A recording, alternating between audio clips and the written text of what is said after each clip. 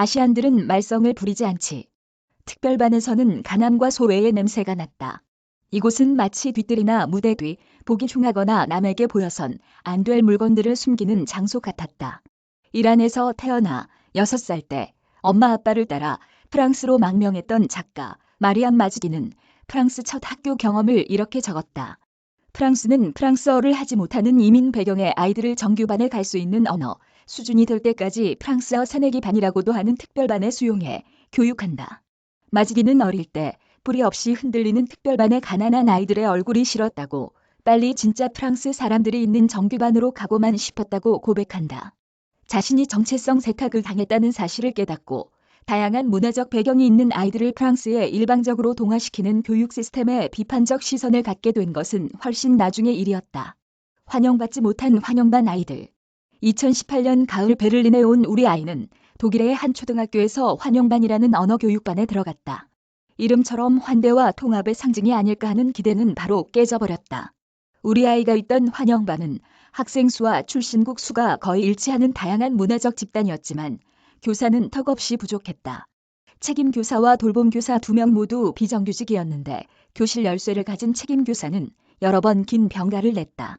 그때마다 환영반 아이들은 교실에 들어가지 못하고 종일 복도를 떠돌다 집에 오고는 했다.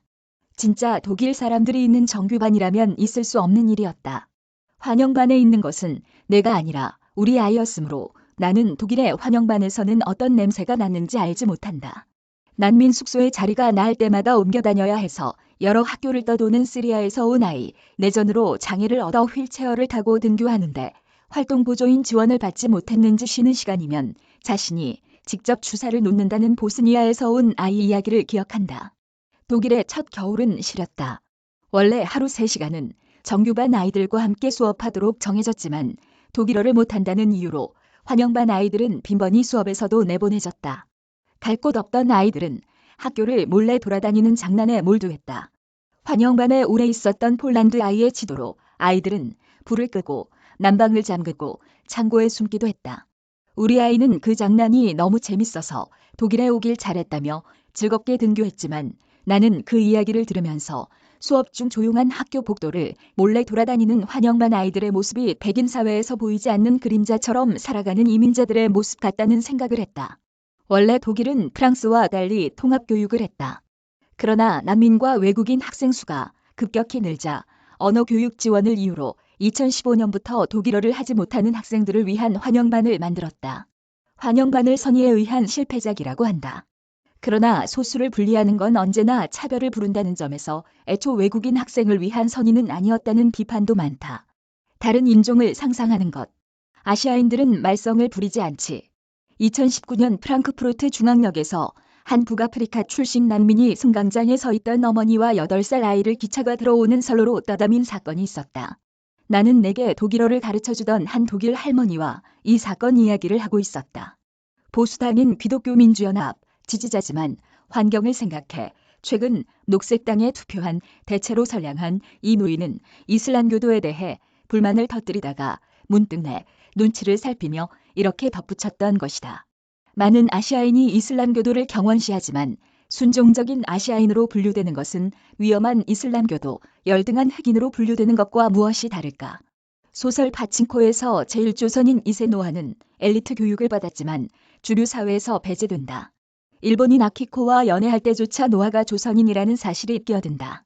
나도 가끔 백인 집단에 있으면 이들이 나와 이야기하는 것이 아니라 상상 속 아시아인을 본다는 기분이 들 때가 있는데 파친코 속 노아의 생각 그대로다. 아키코는 항상 그가 아니라 다른 누군가를 보고 있는 것 같았다. 환상적인 외국인 모습을 노아한테서 찾는 것만 같았다. 아키코는 모두가 싫어하는 사람과 어울려준다는 이유로 자신이 특별한 사람이라고 생각하는 것처럼 보였다. 노아는 그녀가 좋은 사람이라는 것을 교육받은 사람, 자유로운 사람임을 증명해주는 존재였다. 어떤 인종, 종교를 가진 집단이 범죄를 일으킬 가능성이 크다고 보고 용의선상에 올리는 것을 인종 프로파일링이라고 한다. 학교에서 이 주제로 토론했을 때 특히 트르키예 가정 출신 남학생들의 반응이 뜨거웠다. 토론에 참여한 학생들은 이제 막 20살이 됐지만 경찰에게 불신거 업문을 당해보지 않은 사람은 하나도 없었다.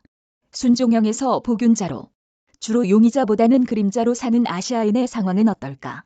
2020년 독일 연방정치교육센터는 독일에서의 반아시아주의 사례를 수집했는데 아시아인에 대해서는 모범적 이민자라는 긍정적 이미지와 나란히 아시아 여성은 아이 같고 아시아 남성은 여성적이라는 이미지가 지배적이라는 사실이 두드러졌다. 백인 사회의 시선은 성적 기능조차 거세된 그림자 같은 아시아인이라는 이미지를 만들어낸다.